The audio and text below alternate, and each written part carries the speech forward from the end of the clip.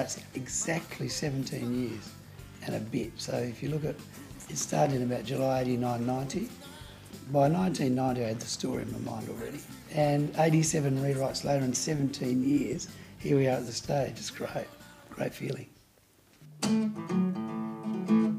12 bar. Yeah, let's ready. Let's do it. Let's see how it works. Goodbye Caruso, hello Elvis, that's the way it must be. It's been a long time. Well, it's probably more relief than anything because we're so worried for years that it was all this work was going to go down the tube. I think we're always confident there was always going to be success, but you always need somebody to take it on board. Peter Waterman came to me with an idea, and it was 1989 actually, and it was a flashback about a little kid sitting on a bed playing his guitar, and his dad said, "Oh, what are you doing, son?" He said, "I'm playing, something." He said, "Oh, you should play the real music from the 50s like I did."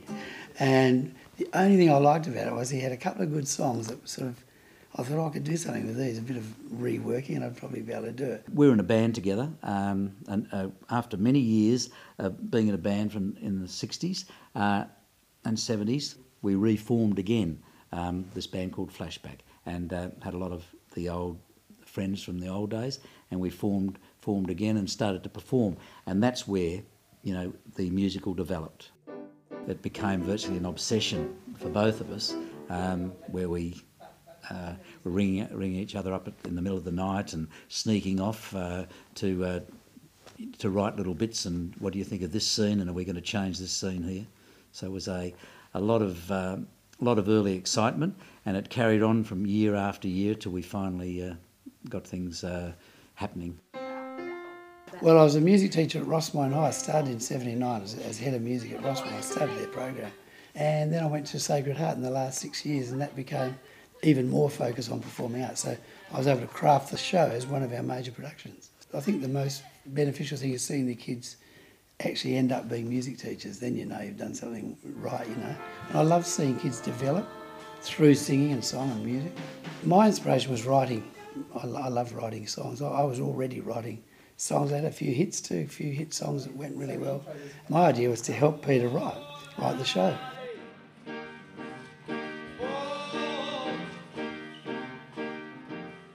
Just by chance, I thought, gee, Glenn Shorrock from Little River Band would be a fantastic father. What a fantastic character he is. I've always admired his singing. So I rang his agent in Melbourne. He said, "Oh, Glenn handles himself. Would you like to contact him? Here's his number." I went, "Oh, God." So I emailed the guy, and he wrote back and said, "Hi, Rod, Glenn Shorrock." I sort of went, wow, he's actually writing back, because it never happens. And he said, "Could you send the script and the CD over?" I went, "Oh, okay," and the music score. So I sent it and didn't hear anything for 3 months. And the phone went. I thought it was Peter Waterman. He says, "Oh, it's Glenn Shorrock." He says, "Oh, Bulldust, that's you, Waterman." He says, "No, it's Glenn Shorrock." He said, "It's Glenn Shorrock here. Is that Rod?" I said, "Yeah." I said, oh, okay, hang on a minute, I'll go outside. So I went outside and I was really nervous, and he went, "Hey, listen, I really like the story. I love your music and I want to be in it." The final heat before tomorrow night's New Year's Eve grand final. Then it was Peter's idea to get Chris Murphy. And then it was my idea to put Courtney in as Rory's tour.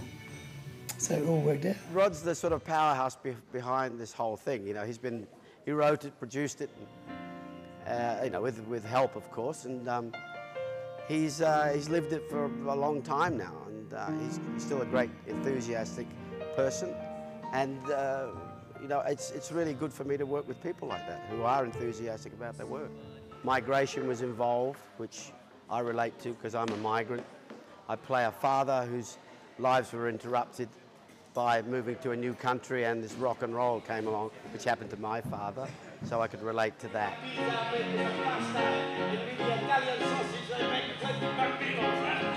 And also the fact that a lot of the proceeds go to charity, and also I get to work with young, eager and ambitious young talented people. And it awakens my motivation as well. I think the music has just got energy, and it's infectious. There's something for everyone, and we hope they'll just go out bopping and come back and see it again.